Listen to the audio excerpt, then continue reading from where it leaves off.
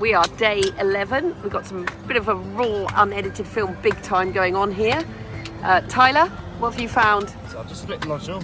Got a lovely apticus there. Oh, look at that. Can you tell people what that is? So this is basically the mouth guard for an ammonite. It would have had 2 of them, and it would have protected the tentacles or innards, shall we say. So it's the mouth guard of an ammonite. That's beautiful preservation. Gorgeous.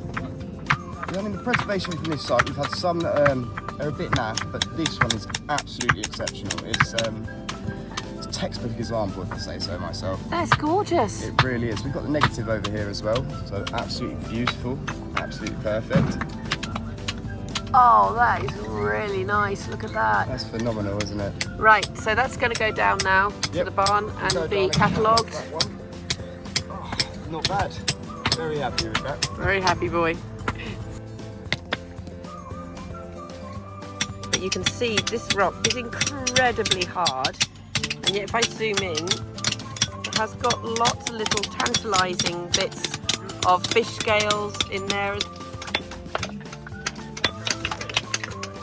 And Aman's just found something. What have you found, Aman? So here I've got a little fish skull. This is from Leptolepis, Oh, look at this. which is quite closely related to modern fish. You can see here the eye is extremely well defined. It's that dark spot there. And that's because the pigment that was originally in the retina has preserved.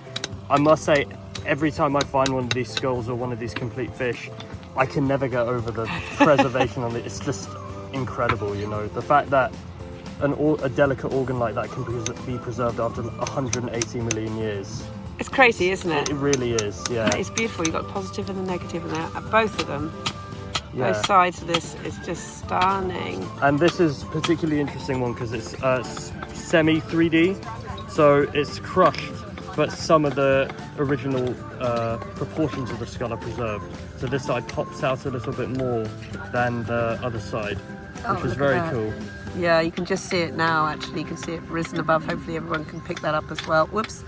Sorry, this is live raw and unedited. My favourite phrase, but we are literally bringing you this directly from the dig as it happens. Look at that. You can really see that fish head now.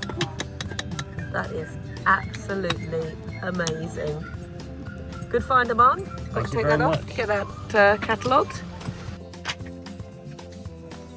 Ben, what have you just found? Yes, I've just been whittling down this rock. You can see the chisel marks here, and you've got a nice little split here.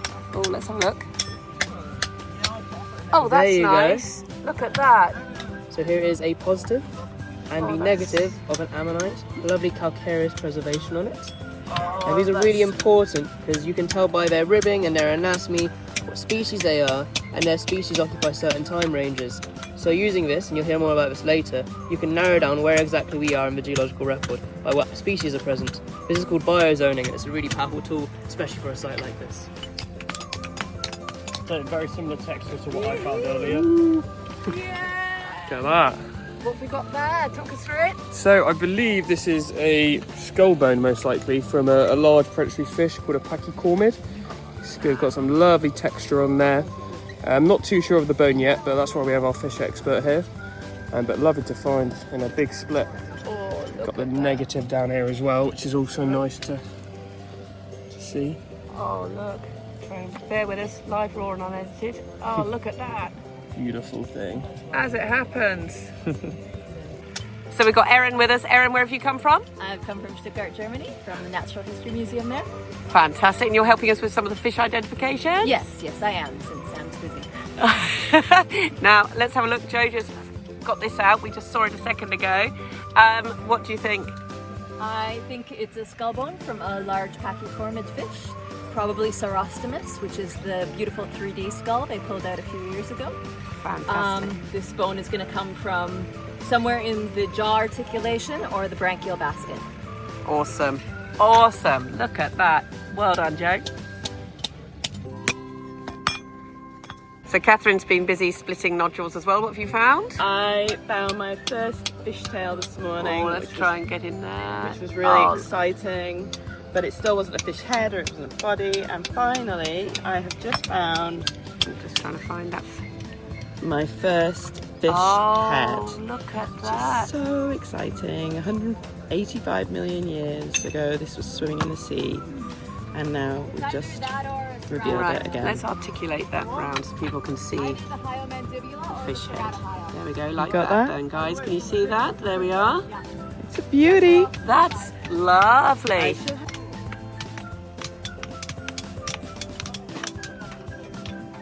Alicia, now you found something as well. What have you found? So I was just splitting this nodule, and as I took this bit off, you can see here we have a 3D lepidopterus skull. So that's the roof of the skull there, and it's sort of lying perpendicular to the laminae. Oh wow. Okay. Yeah. We've got a couple fish fillets down there, sort of in the next layer, and then here we have the counterpart of the skull, so just like the very top of it. Oh, look over at there. that. So that's going to get taken down to cataloguing, and hopefully that can get prepped. So I know people are going to find this hard to see what we're looking at. But honestly, once these are prepped. Yeah. So you've got sort of the roof of the skull there, sort of right at the tip of my finger. Oh, look at that. And you can see that sort of nice brown preservation of the fish bone.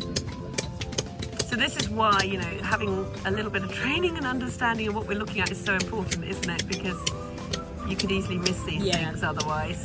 And we're also looking, you know, I'm out here looking for bits of insect and everything else as well, you know. Tiny, tiny things. That is absolutely fantastic. Well done. Thank you. I haven't found the whole fish so far this morning. Nice little bits of fins and scales. Let's see if we can get you. Can you get close into that? Amalia is very kindly videoing this. So that is a fish fin, a nice little part of an ammonite. There, another mollusk in there.